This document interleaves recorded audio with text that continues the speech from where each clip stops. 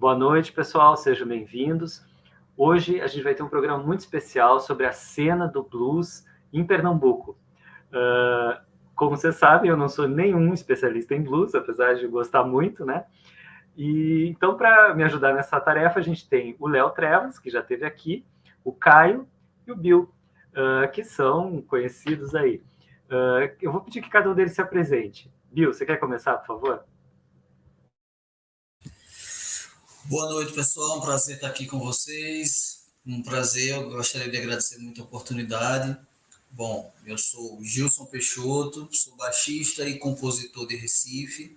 Sou baiano, mas me considero pernambucano, porque moro aqui já há mais de 20 anos.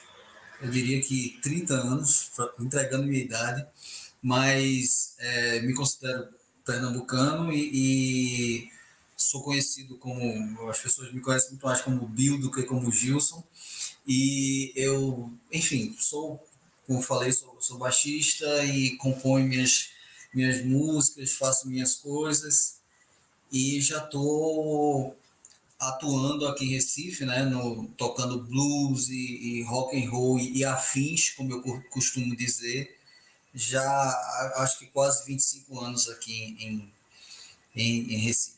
E assim, tocando em outros estados também, enfim, fazendo, como minha mãe diz, fazendo arte. Mas é isso, prazer. Obrigado, Afonso, obrigado a todos. Muito obrigado, muito obrigado. Léo, por favor. Boa tarde, pessoal. Boa noite, né? Boa noite, pessoal. Boa noite, Afonso. Boa noite, meus colegas e companheiros Caio e Gilson Bill Júnior. Então, eu sou o Léo Trevas, eu sou músico, sou vocalista, né? Também aqui do Recife. Meus pais são paraibanos e eu nasci no Recife, mas eu morei uma parte do tempo em São Paulo, então eu sou um cabo meio de todos os cantos, assim. Mas sim, sou pernambucano e, assim, o que eu vim aqui falar para vocês é que a gente tem uma cena musical muito massa, muito forte em Recife, não só do blues, mas também do rock and roll, e a gente vai falar um pouquinho disso aqui para vocês também no decorrer dessa sessão. Valeu, muito obrigado. Caio, por gentileza. Bom dia, boa tarde, boa noite para quem nos assiste.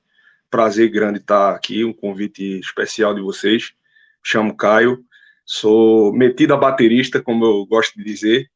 Conheço o Léo desde criança. Gilson, já fui para muitos shows de Bill do Baixo, já vi muito rock desses homens aí. Para entregar as idades daqui, a gente sou fãzaço desses caras.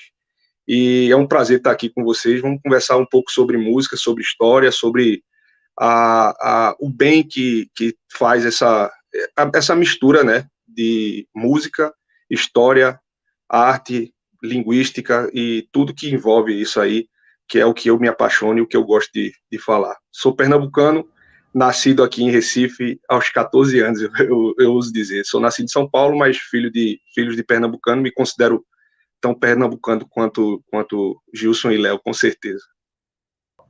Vamos falar do surgimento do blues, tá? A gente sabe que tem bastante história envolvendo. Bill, você quer começar, por favor? É interessante essa história, e assim como o nascimento do próprio rock and roll e do próprio jazz, tem tanta coisa envolvida e tanta coisa pouco esclarecida também. Mas é uma história muito interessante, né? Não dá para falar de blues sem falar de escravidão nos Estados Unidos, não dá para falar de blues sem falar no tráfico de escravos, especialmente em um país da África chamado Mali, né? É interessante, porque ainda hoje, se você pesquisar, isso tem no YouTube hoje em dia se acha tudo, né? No YouTube, você pesquisar sobre as origens do blues em Mali, você escuta as músicas tradicionais, algumas manifestações culturais em Mali, e você identifica a sonoridade do blues naquelas manifestações culturais ainda hoje naquele país. E aí você vê de onde veio a coisa. Mas é interessante porque quando chegaram nos Estados Unidos, né, à força, infelizmente, e sofreram tudo aquilo que eles sofreram. Então, o blues ele começou a se desenvolver ao longo dos anos, como, na medida em que eles, especialmente no Sul, trabalhavam naquelas plantações de algodão, e sempre com as curvados, né? É interessante porque lá em Memphis tem vários museus. Eu fiz uma visita lá na cidade, é muito interessante, é uma viagem muito interessante, porque é uma viagem muito cultural para quem gosta de música. E assim, eles trabalhando naquelas plantações, né, fazendo a colheita do algodão de forma curvada, né, e fazendo aquilo ali. É um movimento ritmado, né, de retirar o algodão e colocar dentro do saco. Então, eles começaram, talvez até para minimizar aquela dor toda, né, de trabalhar horas e horas naquela situação, começaram a cantar, tanto para marcar o ritmo, como também para amenizar aquela dor deles, né? Então, esse cântico deu origem a um blues, um tipo de blues chamado o blues rural, que é o blues, lógico, não precisa dizer por que blues rural, mas que também sofreu muita influência da própria música dos brancos também, daquela época, né? De origem muitas vezes irlandesa. A música country americana tem muita influência da música irlandesa, porque tem muitos imigrantes da Irlanda desenvolveram esse estilo de música. É interessante porque a música irlandesa vem de uma raiz cultural celta, né? Então isso aí mistura com a África por conta de situações as mais diversas, e de fato os negros eles também sugaram esse tipo de cultura e transformaram isso no que seria o blues. Tinha umas bandas também militares, não? Uma coisa assim?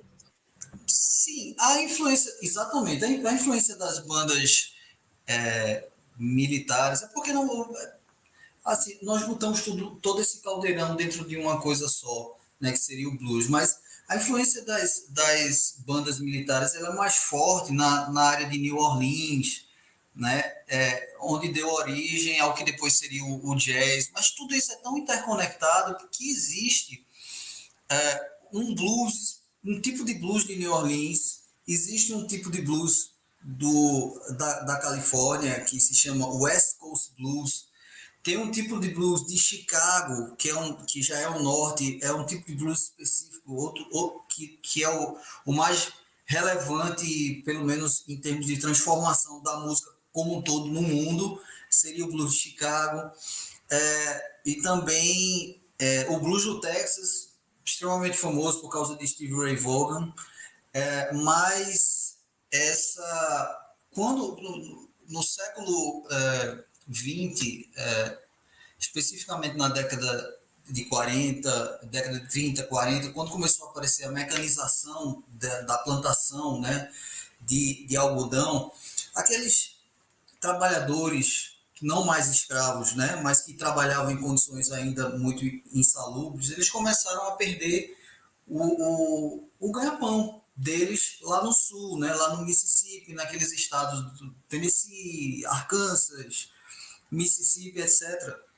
E tiveram que migrar. E nesse processo todo, eles migraram primeiramente para Memphis, no Tennessee, né, e depois para Chicago. Quando eles chegaram em Memphis, em Chicago, já havia guitarra elétrica. Então, o blues, ele que era uma coisa muito ainda percussiva e acústica, com violão, mudou, né? Ganhou um outro formato. E isso ajudou muito a popularizar o blues. Por isso que eu falo especificamente do blues de Chicago, a importância dele para transformar a música do mundo.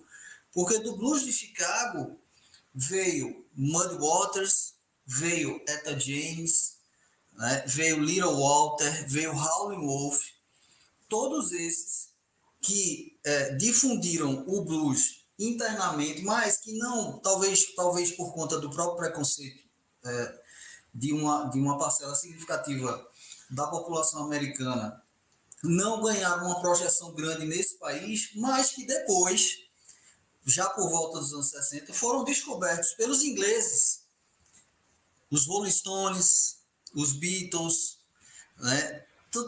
Todas aquelas bandas, o The Who, todos eles muito influenciados pelo blues, e essa história é muito interessante, porque eles mesmos, os membros, ou melhor, desculpa, os bluesmen americanos, né, que se sentiam tão pouco reconhecidos no seu próprio país, eles passaram a agradecer muito aos ingleses, que redescobriram o blues e virou uma coisa meio que universitária. Nas universidades inglesas, os universitários passaram a colecionar discos, a importar discos de blues que os americanos não davam valor, e eles começaram a trazer, aquilo ali virou uma febre, as bandas começaram a aparecer, e aí foi uma coisa gigantesca, né? Beatles e Rolling Stones, e The Who, e Cream, e tantas bandas que depois foram para os Estados Unidos. E é interessante, tem uma, só para finalizar minha participação, mas é interessante uma história que Mick Jagger, eu não tenho certeza se foi Mick Jagger ou Keith Richards, mas ele contou a história que quando eles foram para os Estados Unidos, já famosos, para fazer turnê, eles foram em Chicago e foram na sede da Chess Records, que é a gravadora mais famosa de Chicago, a desenvolver e a promover o blues. E quando eles chegaram lá, eles meio que emocionados, porque eles colecionavam aqueles discos da Chess. Então eles estavam, nossa, e os americanos sem entender por que ele dá tanto valor a isso aqui. Mas ele, quando entrou na Chess Records, aí uma das pessoas que recebeu eles disse, sabe quem é aquele cara ali? Aí apontou para um senhor que estava pintando o aparelho da Chess Records. E era Muddy Waters, que é digamos que assim, top 3 do blues, de referência do blues, de transformação, de clássicos e de tudo mais. Né? Quer dizer, eles não tinham esse valor nos Estados Unidos, os ingleses chegaram para mostrar. B.B. King, na biografia dele, também diz a mesma coisa. Diz, eu agradeço absurdamente a esses ingleses que vieram mostrar para a gente o que nós já tínhamos e não dávamos valor. Então é isso aí. Muito bom, já foi uma aula aqui nos primeiros 5 minutos. Muito obrigado, Jus. Bom, temos aí talvez então um choque também de visões de mundo, né? Porque, enfim, tem uma religião bem repressiva ali, né? Do patriarcado agrícola do Sul. Você quer comentar um pouquinho, Caio, talvez sobre...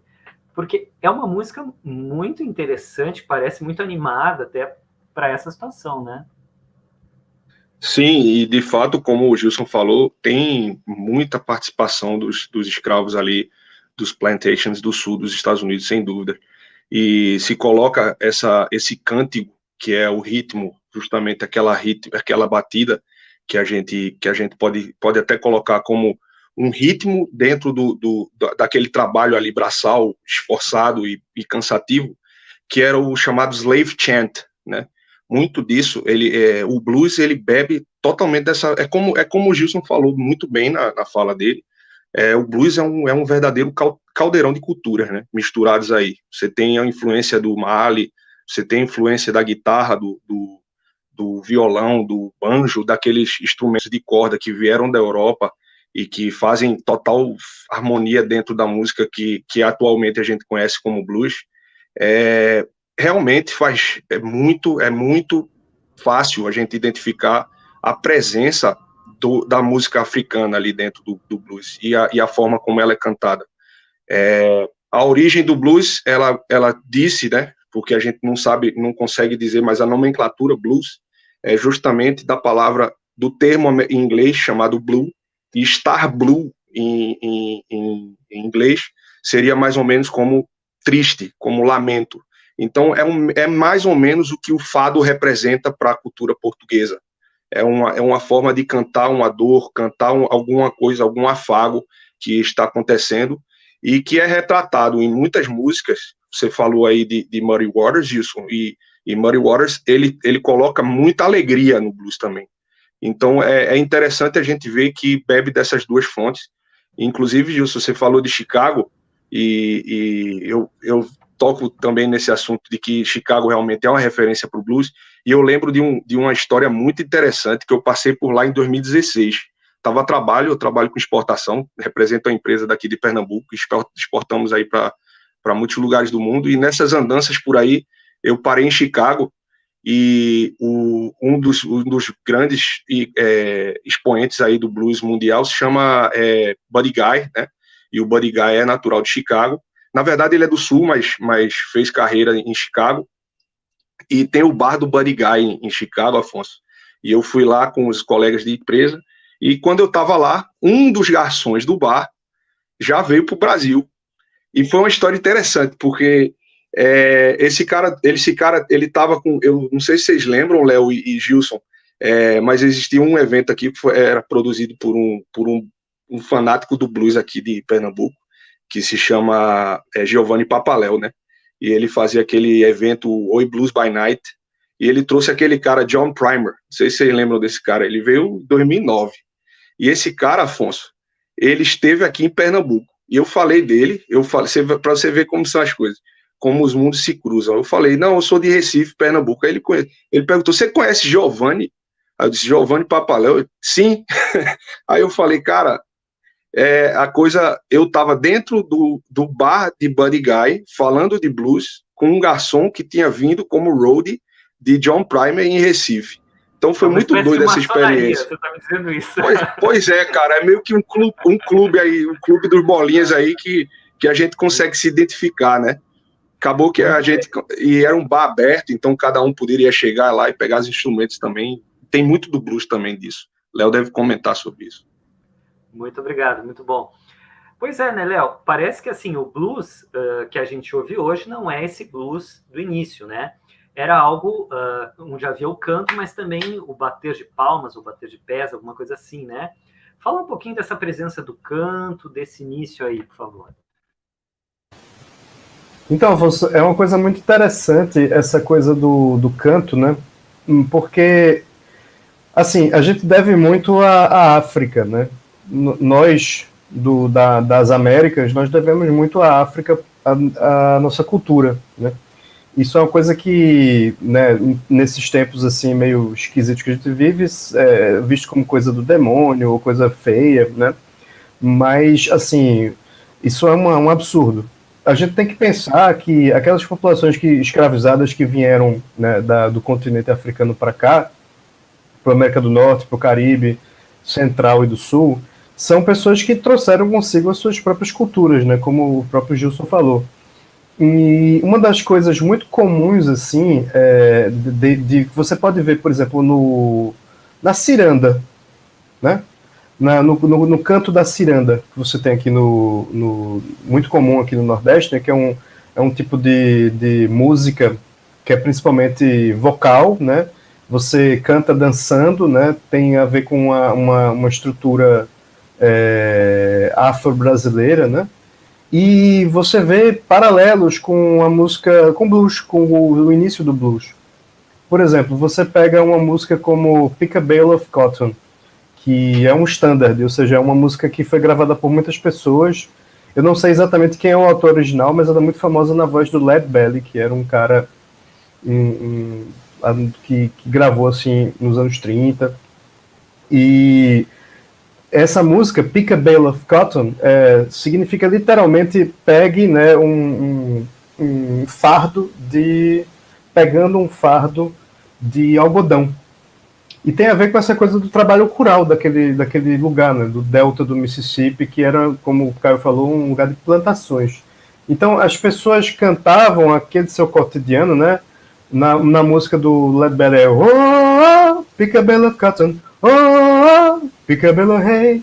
Isso se repete, sim, são refrões que vão se repetindo.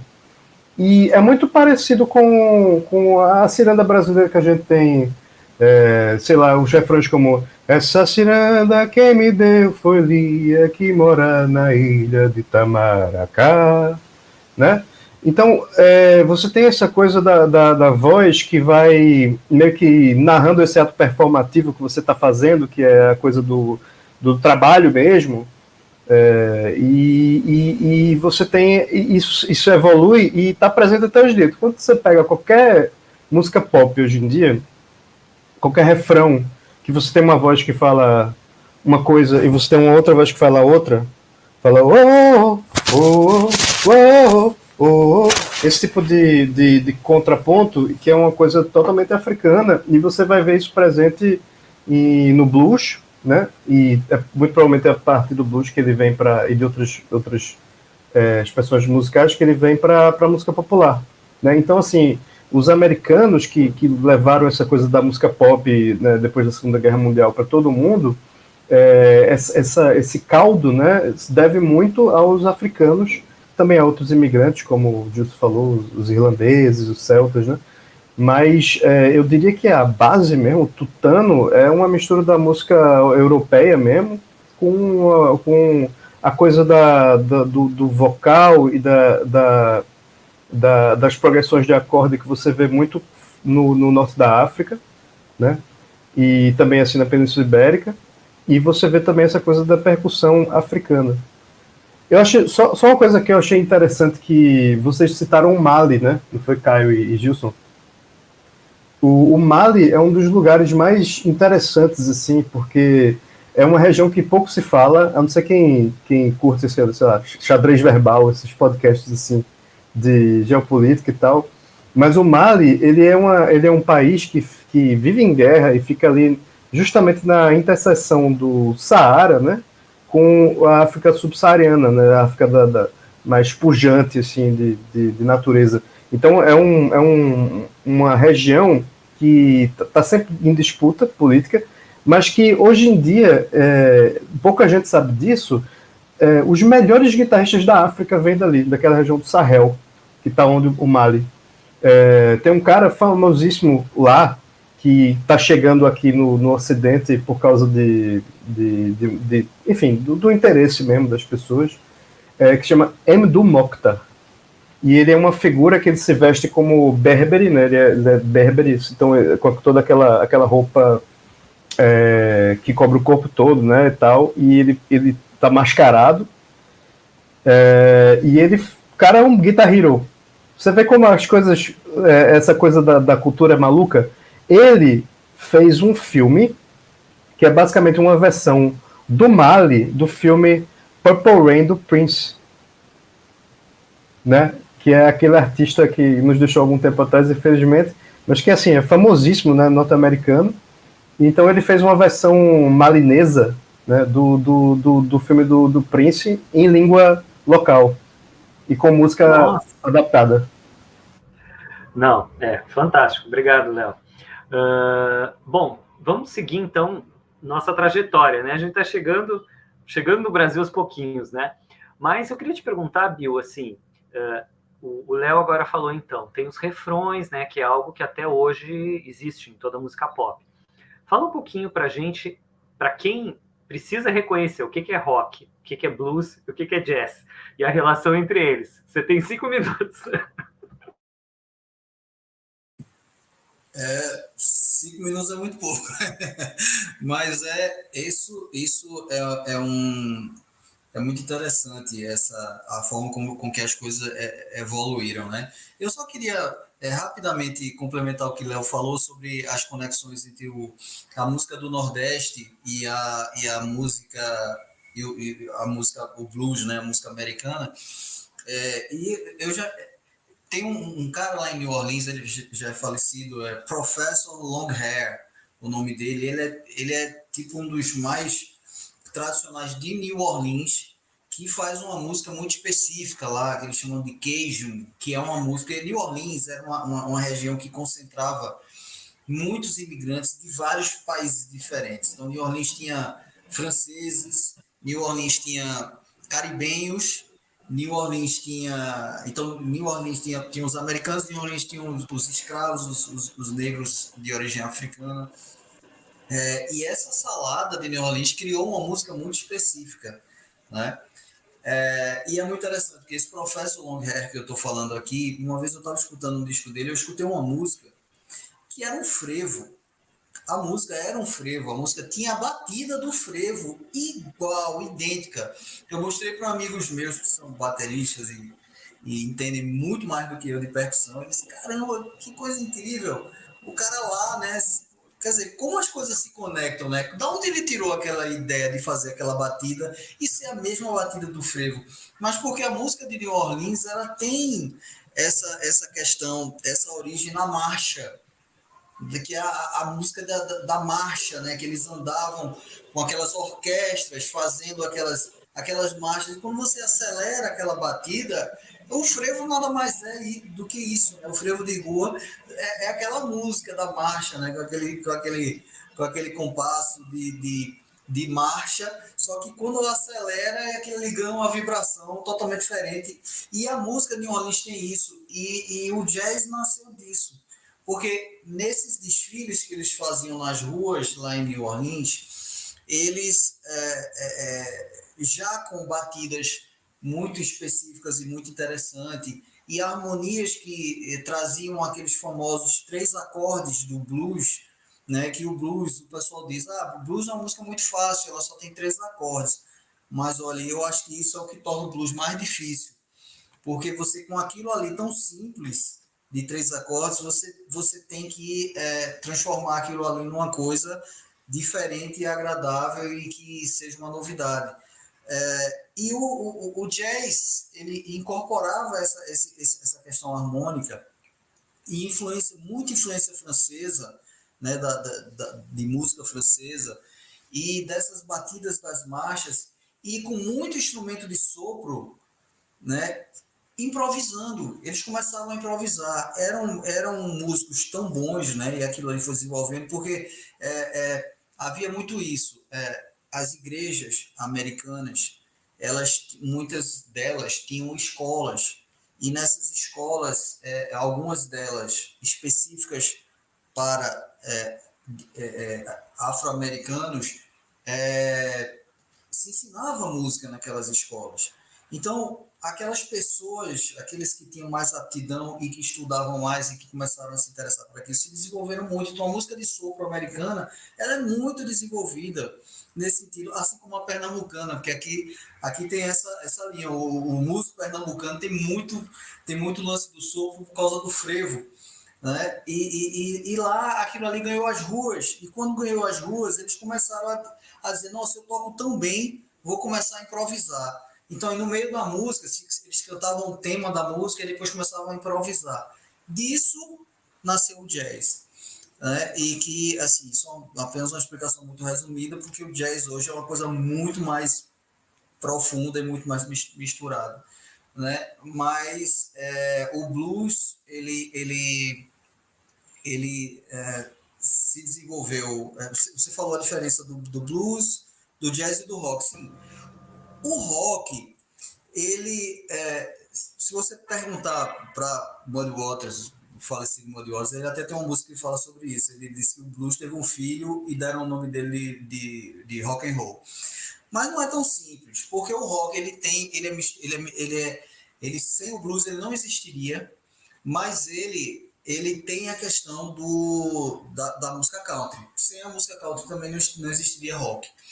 Então, o rock é uma mistura de música country com blues, tocado de uma forma mais acelerada, com temáticas muito específicas, que começaram a surgir nos anos 50, aquela fase pós-guerra. Estava todo mundo muito alegre, a juventude, agora eu vou pós-guerra, todo mundo, os jovens querendo se libertar, né? E usavam aquelas roupas e queriam... veio o boom econômico, eu quero agora comprar um super carro, e eu quero sair com a minha gata, etc e tal, aquela conversa. E a temática também era muito importante. Então, o tema é polêmico no sentido de dizer qual é o primeiro rock and roll, né?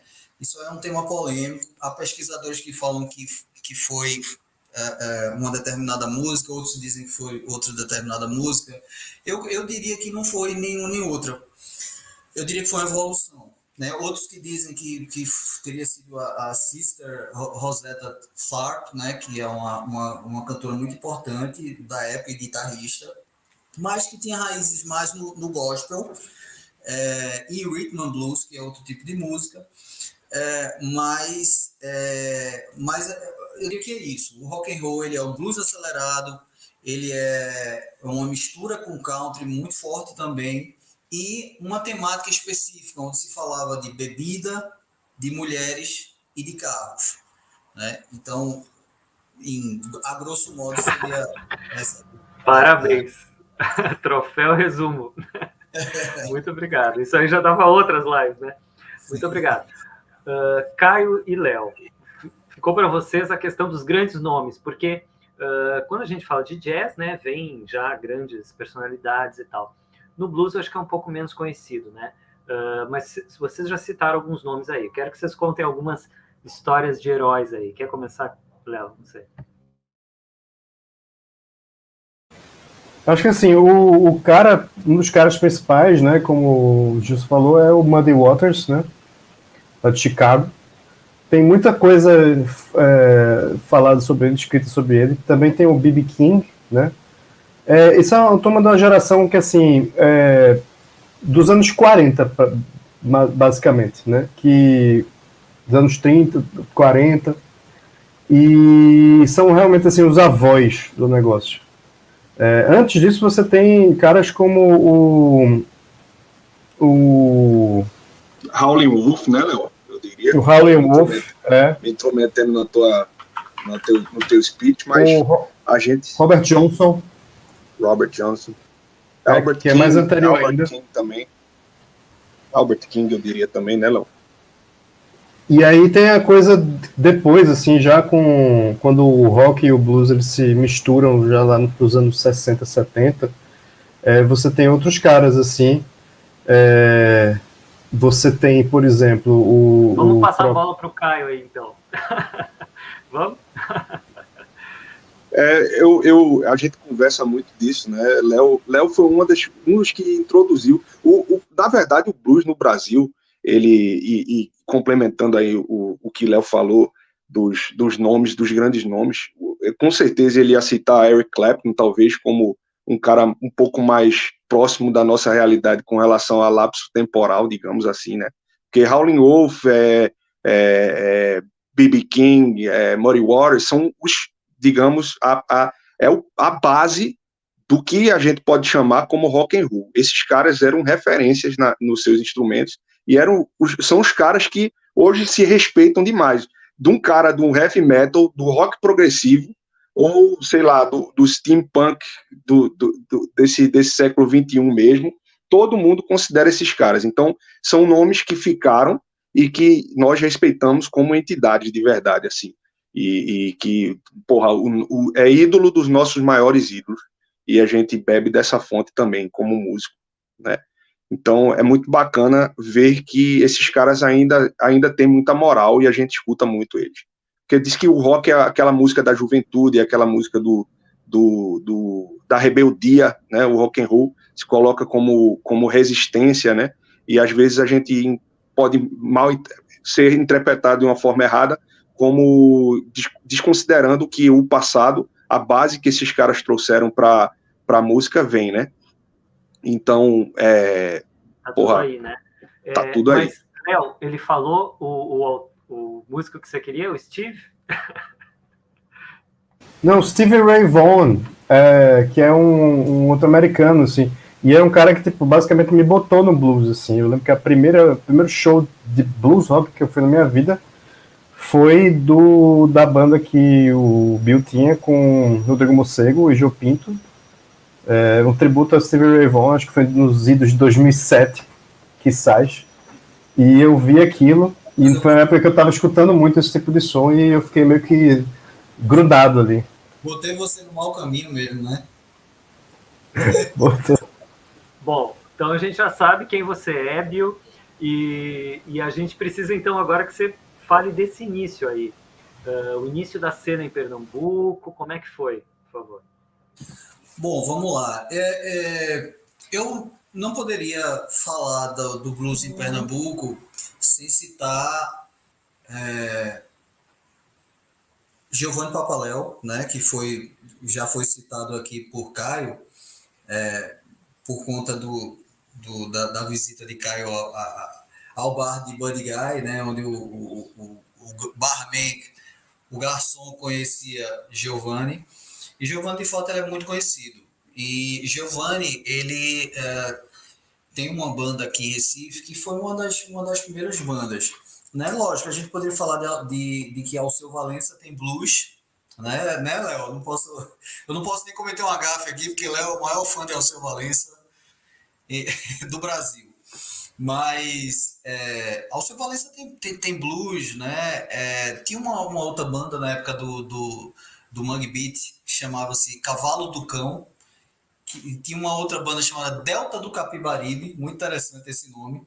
Se não tivessem usado, eu em algum momento acho que alguém ia chegar nesse nome, Delta do Capibaribe, para chamar uma banda de blues de Recife, né? Faz todo sentido, por conta do Rio Capibaribe.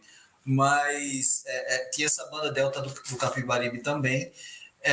Lula Cortes, não dá para falar de rock, psicodelia, e também, talvez sem ele, muita gente não tocasse guitarra em Recife, por conta disso, talvez muita gente não se interessasse pelo blues, né? Mas Giovanni Papaléu, eu acho que ele foi o mais importante, na medida em que Giovanni, além de fundar a banda Uptown Band, primeira banda da qual eu tive a honra de fazer parte durante uns 2 anos, acho que menos, 1 ano e meio.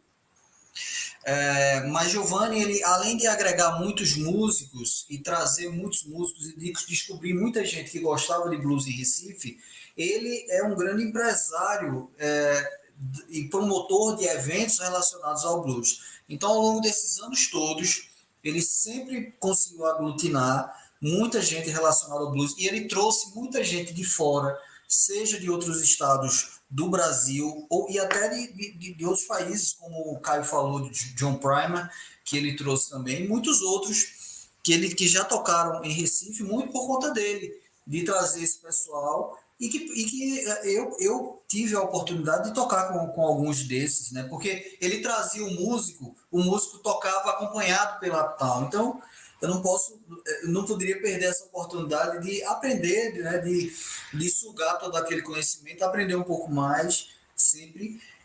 Então, foi uma oportunidade muito legal. Depois da Uptown Band, muitas bandas nasceram daí. A minha própria banda é o Mocambo, que gravou músicas autorais, nasceu desse processo. Rodrigo Morcego, que é meu parceiro, meu grande amigo e grande parceiro musical, com quem eu toco há mais de 20 anos, também tocou na Uptown Band, e nós montamos a El Mocambo, mas diversas outras bandas, né? Que surgiram daí, as bandas, a banda de Léo, por exemplo, e Caio, né? E aconteceu muita coisa ao longo desses anos todos. Isso é um processo que tem pelo menos 25 anos, né? Discos foram lançados, bandas apareceram, bandas viajaram e tocaram por outros estados. Então, eu acho que isso foi uma coisa muito legal. Nós chegamos a fazer uma cooperativa do blues em Recife, que fazia eventos sempre com muitas bandas, né, uma tocando com a outra na cidade toda. E isso eu diria que isso criou uma cena que eu falei, antes de nós começarmos essa conversa, nós estávamos falando nos bastidores, e eu falei que o blues era meio que um gueto em Recife. De fato porque Recife tem essa pujança, Pernambuco de uma forma geral, né, o Nordeste, mas Pernambuco de uma forma específica, tem essa pujança cultural muito grande, né, de sua própria música, de sua própria cultura, mas as pessoas são muito abertas a ouvirem música de uma forma geral. Então, o blues, ele criou um grupo, né? Uma cena muito pequena, meio como um gueto, como eu falo, né? Por ser uma coisa muito restrita a um determinado público, mas que tem o seu público cativo. Então, hoje, se você procurar blues para ouvir toda semana em Recife, você tem um lugar que toca blues. Você tem pelo menos um ou dois locais que vão ter shows, apresentações de blues para esse tipo de público no Recife. Então, eu diria que isso é legal. Isso tudo nasceu daquela época, né? Quando nós éramos, quando minha barba e meu cabelo ainda eram pretos, e eu pegava ônibus com meu baixo nas costas para ir tocar em qualquer lugar que aparecesse. Então, hoje a coisa está um pouco mais profissionalizada. Muito obrigado, viu? Que barato. Caio, então conta pra gente um pouquinho sobre essa banda. Como é que você foi parar numa banda? Então, o caminho do rock na minha vida foi meio que... O rock, na verdade, surgiu primeiro do que o blues na minha vida, sem dúvida. Né? O caminho contrário da evolução do gênero. Né? Eu conheci Léo na época da escola, na verdade. A gente montou uma banda para participar de um festival musical que era tipo era uma batalha de bandas que tinha no Colégio Marista São Luís, aqui na Zona Norte de Recife. Eu estudava lá, junto com um querido amigo nosso, baixista também, fãzão de Bill do Baixo, que é Pedro Maia, que foi um dos fundadores aí na época, Basement in Fire. Isso foi em 2004, né, Léo? E foi lá no nosso primeiro ano científico, 2005, no nosso primeiro ano científico de escola, que a gente montou a Basement in Fire, que era uma banda de cover de heavy metal e de rock. Tocamos alguma coisa de blues também ali, de Eric Clapton. Eu acho que Crossroads a gente já tocava, né, Léo? Crossroads, que é um dos grandes hinos aí do blues rock. E aí eu comecei como um curioso na bateria, nunca tinha estudado música na minha vida, peguei 2 baquetas, fui ensaiar com os meninos.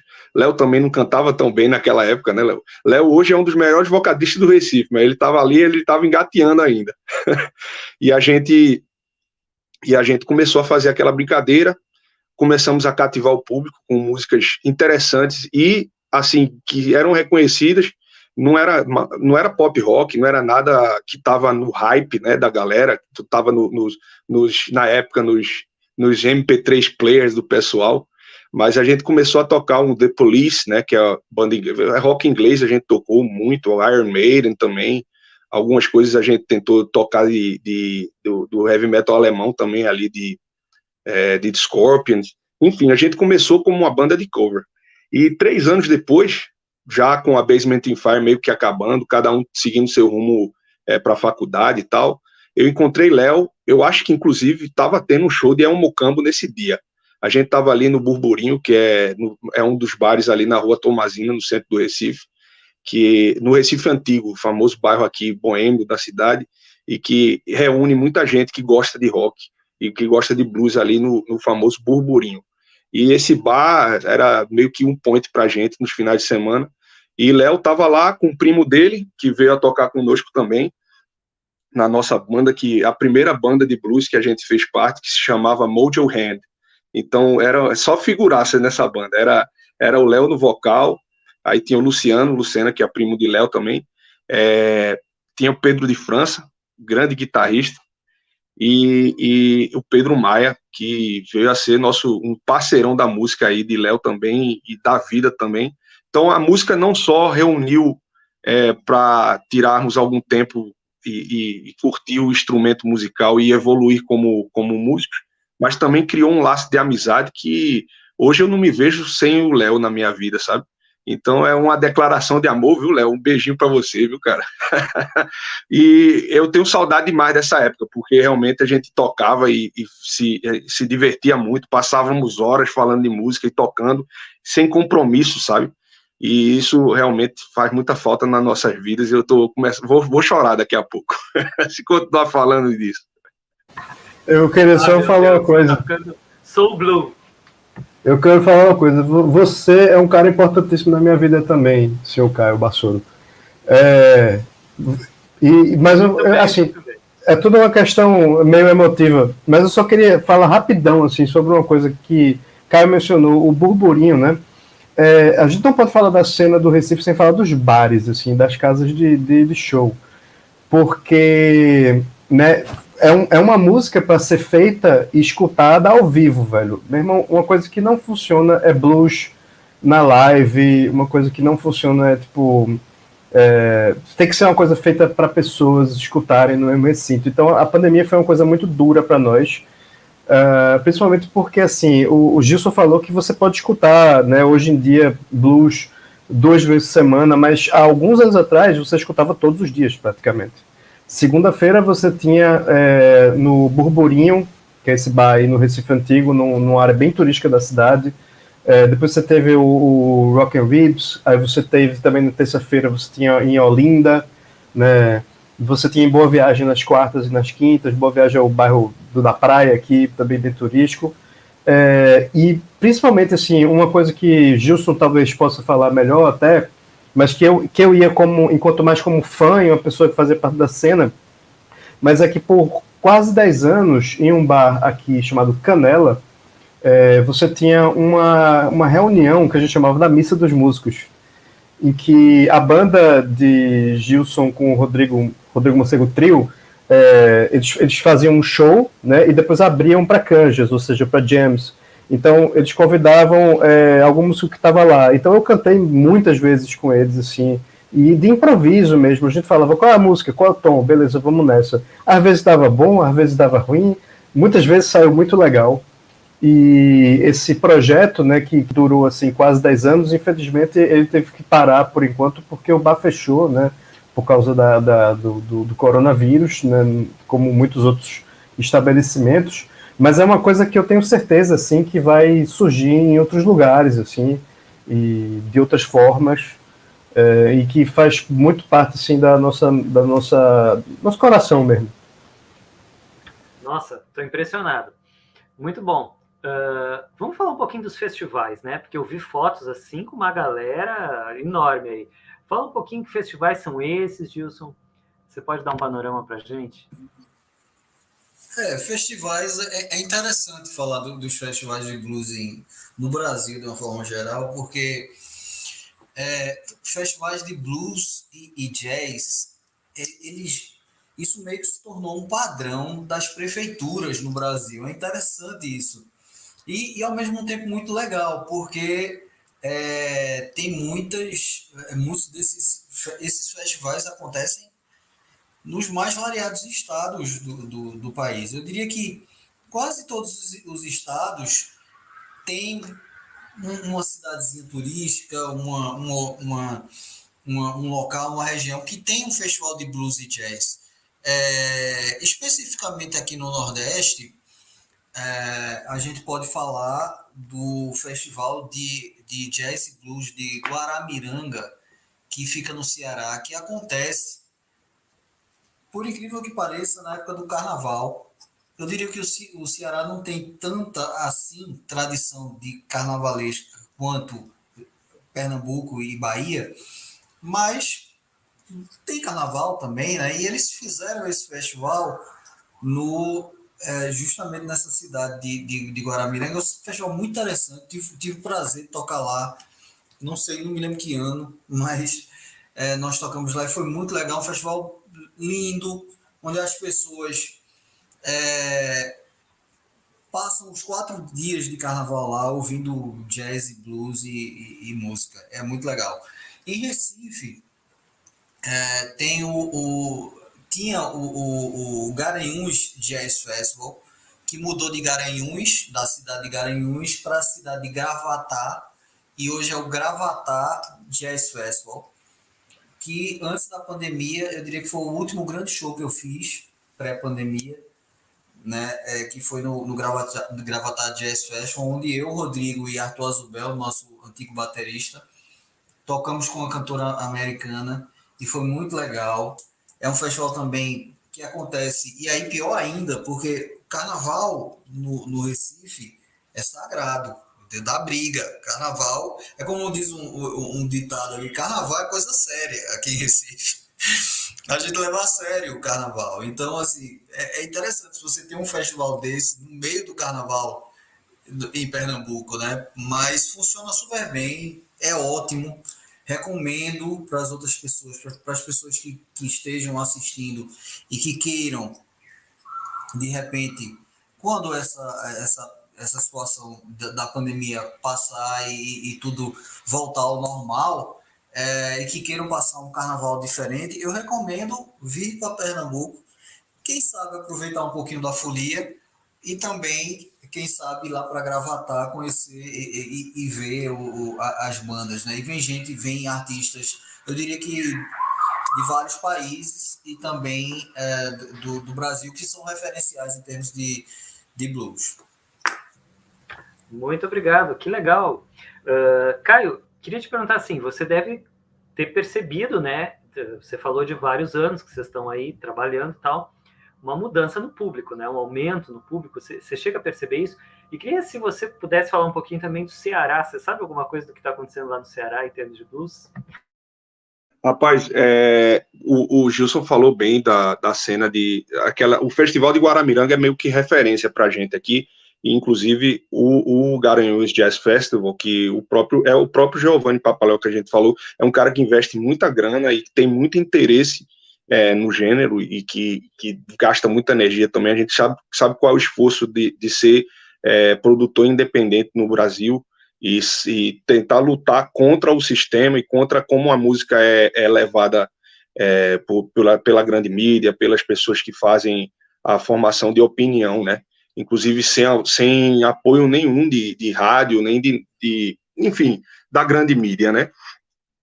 A cena do Ceará, eu te confesso, Afonso, que eu não conheço muito bem. Com certeza, Gilson consegue falar melhor disso aí para mim, mas, assim, a referência que eu tenho da música, do blues, no Ceará, nossos vizinhos aqui do norte, é Guaramiranga, sem dúvida. É uma cidade que tem uma similaridade com Garanhuns. Eu acho que, justamente pelo fervor do carnaval aqui em Pernambuco, que, como o Gilson falou, a gente trata como coisa séria, e é sério mesmo. Durante o carnaval as pessoas se escondem no interior, e essas cidades, Guaramiranga, como Gravatá e como Garanhuns, são cidades com clima bem ameno, são cidades altas e que traz esse conforto, esse aconchego, e que talvez seja o que a pessoa está buscando, não o calor e a suadeira de Olinda das ladeiras, mas botar um casaquinho ali, escutar um jazz tomando uma cerveja. Eu gosto muito, eu gosto muito de carnaval também. Léo, como meu amigo, ele sabe que a gente curte muito carnaval, mas talvez um dia, quem sabe, quando essa coisa melhorar mesmo, quando normalizar, a gente consiga fazer alguma coisa por lá pelo interior, e me dá saudade demais. Isso é uma das coisas que mais, como músico, como interessado, entusiasta, é voltar a tocar. Eu acho que essa é a coisa que mais faz a gente sentir falta, do calor das pessoas, do momento. E como o Léo falou também, Afonso, tem muito disso da jam, né? Do encontro de músicos. Eu tive o prazer de tocar com o Gilson só uma vez no Canela, que eu não frequentava com tanta. Eu trabalho aqui no Porto Suape e o tempo realmente para mim, principalmente no dia de domingo, que era quando acontecia as jams ali no Canela, eu acordava cedo demais, cara. Não dava para participar, mas assim, a gente sempre escutava no ciclo de amizade que a gente tem, a gente sabe o quão importante era o Canela ali, missa sagrada aí dos músicos de Pernambuco. E Léo teve o grande prazer de tocar com o Paulo Rafael lá, que é uma das grandes referências dele como músico, e com certeza ele vai poder falar melhor disso aí. Olha aí, que já mostrou. Paulo Rafael, que foi um grande guitarrista que acompanhou Alceu Valença durante tantos anos aí de carreira, e veio a falecer o mês passado, infelizmente. Nos deixou um vazio muito grande, como referência musical que era para nós pernambucanos, e a genialidade dele de misturar tantos ritmos e tanta coisa boa que ele trouxe, né?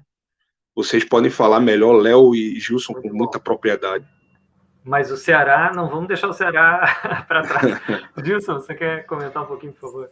Só falar rapidamente do Ceará, que a gente já tocou lá no Ceará na época, quando éramos da Elmocambo, fomos tocar lá, e E conhecemos o Arthur Menezes, que, como eu falei, hoje é talvez o maior nome do blues do Brasil, né, que mora nos Estados Unidos. E quem quiser escutar, vá no Spotify, bote lá Arthur Menezes, procura um disco dele chamado Fading Away, que é um disco muito legal. Para quem gosta de guitarra, então, é um prato cheio. Ele hoje é uma referência em todos os sentidos, em se tratando de blues no Brasil. E a gente conheceu ele bem guri ainda, e não era famoso nem nada, cabeludo, meio assim tímido, mas uma ótima pessoa. E também eu recomendo muito Roberto Lessa. Roberto Lessa, vale a pena escutar o trabalho de Roberto Lessa. Ele é um entusiasta do blues. Roberto Lessa tem um programa na Rádio Universitária, se eu não me engano, desculpem, assim, porque inclusive eu participei de uma entrevista na Rádio Universitária do Ceará, na época, nesse programa de Roberto Lessa, numa das vezes em que tivemos a oportunidade de tocar lá. E ele é um entusiasta do blues, então ele faz esse programa já há não sei quantos anos. Eu não sei como é que está essa situação, vamos ter conversado com ele recentemente sobre o programa, mas ele fez durante muitos anos esse programa lá, era toda semana, era um programa semanal. E, além de tudo, é um músico excelente, grande guitarrista, grande cantor, e hoje é um amigão meu. Muito bom, gostei muito de saber. Léo, por favor, vamos falar um pouquinho de projetos e dicas que vocês queiram deixar aí, nós estamos acabando, vocês queiram deixar para o pessoal. Tá, eu queria só assim falar, basicamente, eu e Caio, a gente tem uma banda chama Yellow House Blues, né? Ela é uma encarnação recente dessa banda que a gente teve com outras pessoas, e a gente também está no momento agora de realmente tomamos vacina, então estamos nos encontrando, vendo como é que vai ser, pensando em projetos, assim. Eu e Caio, a gente queria logo fazer um spoiler, dar um spoiler aqui. Eu e Caio, nós estamos planejando um podcast, né? Um podcast que falará sobre música, né? E também vai falar sobre geopolítica, vai falar sobre lugares, vai falar sobre países. Então basicamente passeando pelo mundo e falando de música e falando de política e dessas questões, assim. A dica que eu posso dar para vocês, assim, do fim de semana que vocês quiserem curtir em casa, aí na pandemia, que ainda não acabou, né? Primeiro, busquem quem tiver interessado no som brasileiro, assim, feito aqui em Pernambuco, e que para mim é o cara é o Seu Valença, certo? Temos aqui o disco Estação da Luz, que é um disco maravilhoso, mas eu vou recomendar o disco Andar, que é um disco dos anos 80 dele, e que é um disco que tem muita influência de música americana, e tem um blues que é a música título, belíssimamente tocado na guitarra por Paulo Rafael, que nos deixou há pouco mais de mês. Muito obrigado, Léo. Caio, por favor. Como eu falei anteriormente, eu como internacionalista me interesso muito por fronteiras, por viagens, por línguas, e isso é o que me move como cidadão do mundo, sabe? O meu interesse maior, de uma forma geral, nas conversas, nas coisas que eu busco, é justamente como a música e as culturas se misturam. E tem um fato muito, muito curioso, que foi um amigão meu, também guitarrista, que tocou comigo por muitos anos, e com o Léo também, que é o Pedro de França. Hoje ele é engenheiro, mora em João Pessoa, mas sempre está por aqui, por Recife. E ele me mostrou um documentário que eu gostaria, e seria a minha dica cultural de hoje, da nossa live, que se chama Gengis Blues. É sobre um guitarrista, um músico de Nova York, chamado Paul Pena. Esse músico é de origem cabo-verdiana, um arquipélago aí fora da costa oeste africana, mas que é radicado nos Estados Unidos, mas tem muita influência da música europeia, portuguesa, principalmente nele. E ele era cego, completamente cego, ele não tem nenhum grau de visão, e o interesse dele maior, só dando um spoilerzinho rápido, era colocar em rádio amador e acessar linhas de transmissão, né, transmissões de rádio, por todos os lados do mundo, e ele veio a conhecer os cantos túrquicos da Ásia Central, que utilizam as técnicas de Sigit, que é justamente o som feito pela glote, com a passagem de ar, que é bem interessante. E ele escutou aquilo, né, num rádio amador, e não entendeu nada do que poderia ser aquilo. E ele buscou, curiosamente, foi buscando informações sobre aquilo e acabou indo para esse local. E aí se desenvolve toda essa temática aí em cima da mistura do blues, que ele já tocava em Nova York, junto com a música aí nomádica da Ásia Central. É bem interessante, se chama Gengis Blues. Nossa, um barato. Tem o Medula, né, da Bjork, que a gente já falou aqui, que é só com sons do corpo, alguma coisa assim. Gilson, por favor, escuta, todas as bandas aí de blues se chamam Casa Amarela, ou é impressão minha aí? É muito interessante isso, porque é pura coincidência mesmo, né? Eu nem me lembrava que o nome eu me lembrava da Mojo Hand, que Léo falou, né? Que tinha tocado, que era a banda dele. Mas eu não me lembrava desse projeto Yellow House Blues. Mas o nome é interessantíssimo, porque esse é o nome também de um projeto novo que eu fiz agora na pandemia.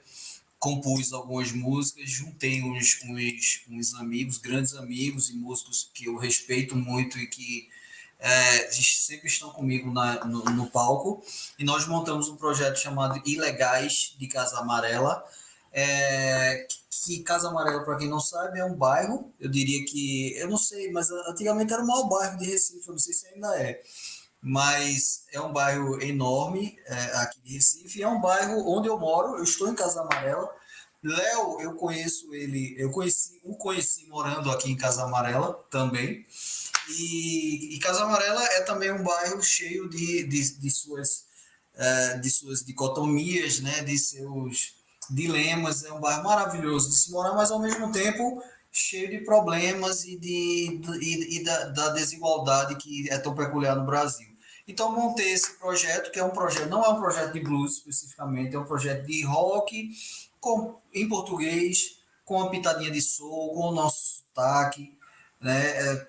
Tentando trazer sonoridades antigas, de sonoridades de timbres vintage, a forma de compor, as harmonias, as melodias, mas sempre em português. Então, quem quiser conhecer, nós ainda não lançamos, nós ainda estamos gravando o nosso material autoral, mas já temos um Instagram lá, quem quiser se adiantar e seguir, se chama Ilegais de Casa Amarela, e é isso, é o que eu tenho de mais caro hoje em dia em termos de arte, né, minha, né, arte que eu estou compondo humildemente, para tentar contribuir um pouco para esse mundo que está tão maluco, né? Tá tão precisando de, não sei se um afago ou se está precisando, na verdade, de uns tapas para acordar e voltarmos a ser, ou talvez nunca tenhamos sido, né? Mas pelo menos para voltarmos a ser um pouco mais empáticos, etc. e tal. E o nome vem um pouco disso também. Porque o pessoal me pergunta por que ilegais? Tem vários sentidos. O ilegais e Casa Amarela, porque talvez Casa Amarela a gente se sinta um pouco estranho em Casa Amarela, como se nós fôssemos imigrantes ilegais em Casa Amarela, apesar de sermos daqui, mas talvez a gente esteja vendo algumas coisas estranhas, não só em Casa Amarela, mas nas casas amarelas do Brasil inteiro, e a gente se sinta um pouco ilegal, e ao mesmo tempo trazendo essa coisa da ilegalidade do rock, né? A gente não quer um rock bonitinho, a gente quer um rock que possa mostrar essas coisas, né? Passar a mão na consciência e o dedo na cara das pessoas, fazer isso está errado. Rock não é para ser assim. E é isso, pessoal. Eu não sei se é o final, mas eu queria agradecer muitíssimo. Foi uma noite muito divertida. Está sendo, para mim, agradecer. É um prazer conhecê-lo, Afonso, e estar aqui com meus amigos Caio e Léo, que são muito caros a mim. Foi muito divertido, sim. Agradeço muito a vocês. Pessoal, esse programa foi gravado, como vocês estão vendo, e então perguntas e comentários vocês podem deixar aqui embaixo, né, do vídeo, tá? Tenho certeza que os rapazes vão responder aí. Obrigado, Léo, foi um prazer. Obrigado, Caio. Obrigado, Gilson, foi muito divertido. Deem uma olhada aí no que tem no canal, tá? Já temos 232 vídeos e aí espero ver vocês em breve. Pessoal, muito obrigado, viu? Um abraço para todos. Tchau, tchau. Até mais.